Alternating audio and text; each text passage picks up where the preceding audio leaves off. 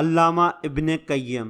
اس کتاب کے مؤلف کی حیات گرامی کے چند پہلو: منقولہ من کتاب جلاء العینین سید النعمان اللوسی البغدادی علامہ شمس الدین ابو عبداللہ بن بکر بن ایوب السعدی زرعی دمشقی، یگانہ روزگار فقہ اور مسلک حنبلی عامل تھے، بلند پایہ مفسر قرآن تھے، علم نحو کے امام اور فن کلام کے استاد تھے، اپنے وقت کے بہت بڑے متکلم تھے۔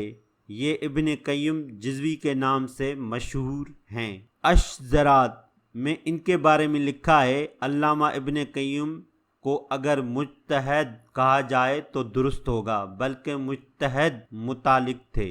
ابن رجب کہتے ہیں، ہمارے شیخ ابن قیم 419 سن عیسوی میں پیدا ہوئے۔ سن شعور کو پہنچ کے بعد شیخ تقی الدین ابن تیمیہ کے دامن علم سے وابستہ ہو گئے اور ان سے تحصیل علم کرنے لگے۔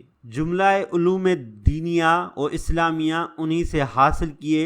فن تفسیر اپنے جواب آپ تھے، اصول دین کی رمز شناس تھے۔ ابن قیم کی وفات 13 رجب 751 ہجری میں ہوئی۔ باب صغیر کے مقبرے میں دفن کیے گئے۔ کئی جگہوں پر ان کی نماز جنازہ پڑھائی گئی۔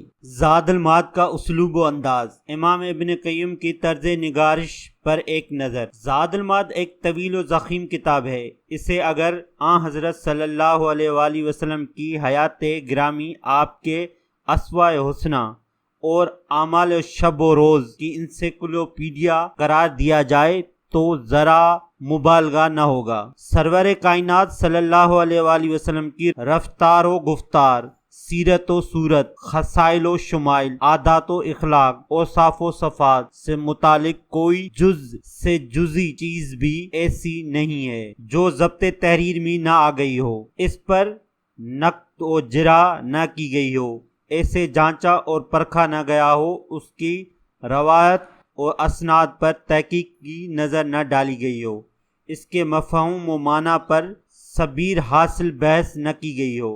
ظاہر ہے جو کتاب اس اہتمام سے لکھی جائے گی وہ مختصر نہیں ہو سکتی، اسے طویل اور ضخیم ہونا ہی چاہیے، اور اتنی طویل و ضخیم کتاب میں سہو فکر و نظر بھی بالکل طبعی و قدرتی ہے، لیکن من حیث مجموع یہ کتاب یکتا اور بے ہمتا ہے۔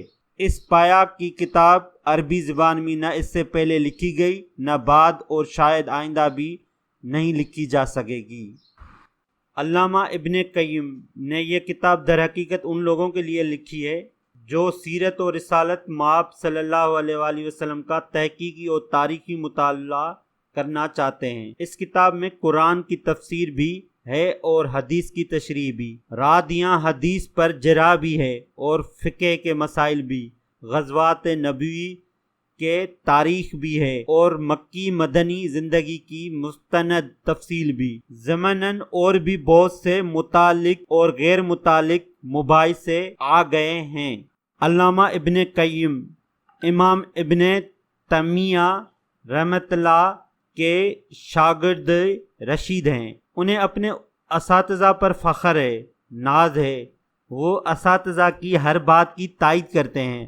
بعض مختلف فقہی مسائل کا تذکرہ کرنے کے بعد کہیں ایسا بھی کیا ہے کہ امام ابن تیمیہ کا قول یا مسلک بیان کر دیا ہے اور اسے حرف آخر اور قول فیصل قرار دے کر گفتگو ختم کر دی ہے۔ اساتذہ کی ذات گرامی سے سعادت مند شاگرد کا یہ والہانہ ربط اور تعلق بڑی دلچسپ اور سبق آموز چیز ہے، لیکن تحقیق کے نقطہ نظر سے یہ بات ذرا کھٹکتی بھی ہے۔ امام ابن تیمیہ کا مسلک مستعد مسائل میں جمہور علماء و ائمہ اسلام سے مختلف ہے۔ ایسے مواقع پر ابن قیم نے اساتذہ کا ساتھ دیا ہے، اس میں کوئی شبہ نہیں ہے۔ علامہ ابن قیم کی شخصیت مجموع بحر ہے۔ وہ علوم عقلی و نفلی میں یکساں کمال رکھتے ہیں اور اپنے مداح بغیر کسی جھجک کے پورے زور و شور کے ساتھ بیان کرتے ہیں، اور کوئی شبہ نہیں ان کے دلائل میں زور بھی ہے وزن بھی ہے اور قوت بھی۔ اپنے نقطہ نظر سے اختلاف رکھنے والوں کے لیے وہ سخت و درست الفاظ بھی استعمال کر جاتے ہیں، گویا یہ چیز اس زمانے میں جو ابن قیم کا عہد تھا عام تھی، اور بحث و مناظرے میں متعارف فریقین ایک دوسرے کے فکر و نظر کے ساتھ مسالت برتنے کے قائل نہ تھے۔ علمی اور دینی مسائل میں جہاں اس کی ضرورت ہوتی ہے کہ صورت مسائل پورے طور پر منقع کر دیے جائے، دلائل میں کسی طرح کا جھول نہ ہو، ہر نقطۂ نظر کی وضاحت کر دی جائے، اسناد، روایات اور روایات کی بارے میں پوری تحقیق اور تفتیش کی جائے، اور کسی کے ساتھ نہ رعایت کی جائے اور نہ کسی کا ہدف انتقام بنایا جائے، وہاں اس کی ضرورت بھی ہوتی ہے کہ اپنے مفہوم اور مقصد کو ایسی عبارت، ایسے الفاظ اور ایسے انداز میں پیش کیا جائے کہ وہ عام فہم ہو، اس کے سمجھنے اور اس کے تہہ تک پہنچنے میں کسی طرح کی دشواری پیش نہ آئے۔ بلا شبہ زاد المعاد میں علامہ ابن قیم نے اس بات کا پورا لحاظ رکھا ہے۔ سید رئیس احمد جعفری ندوی۔